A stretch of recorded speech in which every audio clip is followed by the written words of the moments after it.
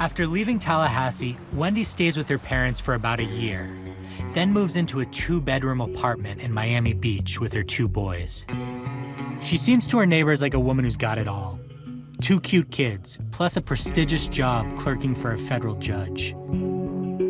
And in addition to that work, Wendy also took that creative writing class. And it was during that class that she produced this podcast that laid bare all of her feelings about Dan Markel. 10 months ago, someone killed the father of my children. First we got divorced, and then he got murdered. She makes this joke in the podcast that she doesn't know how to refer to Dan. I don't know whether to call him my ex-late spouse or my late ex-spouse, except that late ex-spouse sounds like latex spouse. For Dan Markel's survivors, of course, it didn't play well. I think she was honest in the same way that, we often are, the way I would be if I was doing a writing exercise. It feels sacrilegious these days, even to suggest something less than heroic about my latex husband, because he was murdered. It's obviously not a joking matter. You don't want to be lighthearted about any of that. I don't think she set out to disparage Danny so much as she, was reflecting honestly on what the experience was like for her. The first 2 years, there was no breakthrough. And needless to say, we're very anxious to get some news. While most people thought that the trail had gone cold, the Tallahassee police had been busily putting together who was inside that silver Prius. People in the neighborhood, in Dan's neighborhood, had reported seeing a silver Prius the day before, kind of driving around. So they put out a statement saying, if anyone has information about this car, can you come forward? Investigators are asking anyone with information about this vehicle or similar vehicles to please call the tip line. The Prius was really the thing that they focused on initially. They had surveillance video of it from city buses that it had driven by. Intersection cameras were able to capture it. This is a picture of the actual suspect vehicle. There are 4 things about this car that we're asking our viewers to look at. The first thing is going to be the color. Silver pine mica. Silver pine mica. It means it's going to be sometimes silver, sometimes green, depending on the light. How many silver pine mica Priuses are there around Tallahassee?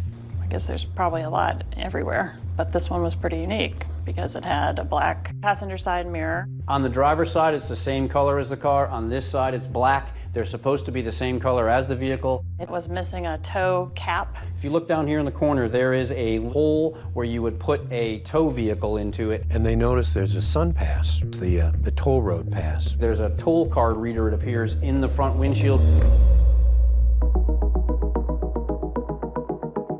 Now, in Tallahassee at this time, we don't have any toll roads, so people don't go around with sun pass screeners. So that helped be a clue to investigators that this was either a car from South Florida or Central Florida. They then began this absolutely extensive search all over the state for this type of color, this type of Prius with the sun pass on it. The Tallahassee Police Department did an amazing job combing through all of those pieces of hay in the haystack and found a needle. They were able to track it all the way down to Miami to a corner car rental place. When police pulled those toll records, it led them here to this hole-in-the-wall rental agency here in Miami that rents mostly hybrids. Now, inside, a contract was signed leading police to the men who rented that green Prius. And when they went and looked at who signed for the car to be rented, their names were right there. Luis Rivera and Sigfredo Garcia, they signed their actual names on the rental agreements. I think Sigfredo signed it that he was the brother of Luis Rivera. It's hard to overstate how important this is because for the first time, they've got a lead on a person who was driving the car that was seen in the area. And when investigators begin to look into Luis Rivera's background, they're baffled. It seems to be this huge mystery. There doesn't seem to be anything that links him to this respected law professor. This is a very tough neighborhood. As you can see, it's one way in, one way out. According to this undercover detective we interviewed, Luis Rivera was already well known to Miami police. He was a member of the notorious Latin Kings gang and even went by the moniker of King Tato. He was the first crown, which is the leader for the North Miami Beach chapter of the Latin Kings. Of course, he'd be the main one giving the orders out, knowing everything exactly that's going on. And then there was Sigfredo, who wasn't necessarily a gang affiliate. He had a long list of priors as well. He was just known as Tudo. Both of these guys had just living on the margins. A lot of it related to drugs. They'd known each other a really long time. They'd been friends since they were teenagers. Police must have really lit up when they found rental agreement. Now you can get their phone records. It got down to the point where they could hour by hour tell you where that car was. On Wednesday, July 16th, 2014, cell phone records showed the two men heading up north on I-75 on that 7-hour trip to Tallahassee.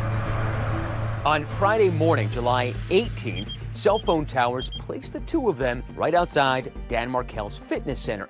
Now, Markel is shot at 11 a.m. Police say that shortly after that, another bus camera shows the Prius driving in the opposite direction away from the house. The Prius is then tracked as it makes the trip all the way back down to Miami, where Tato and Tuto are caught on video making one more stop. On the day of the homicide, the two killers are seen driving through an ATM in that pine mica Prius. You've got the phone towers, you've got the transponder, the sun pass. This roadmap was incredibly precise. I mean, the cops had a substantial amount of information to arrest these guys. We have arrested Sigfredo Garcia for the murder of Professor Daniel Markel. One of the men accused of killing FSU law professor Dan Markel is now behind bars. So what are two Miami criminals doing up here 400 miles away, allegedly murdering a law professor? It didn't seem to make sense, did it? No, it didn't. So what is the connect? There's got to be a connection between Dan Markel and these two guys. And then this sort of extraordinary disclosure happens where the prosecutors in Tallahassee do reveal this information. They say, we think that there's a link. Turns out the police have their eye on someone brand new, a mystery woman who has close ties to a wealthy South Florida family and a suddenly growing bank account. Would you characterize this as a murder for hire?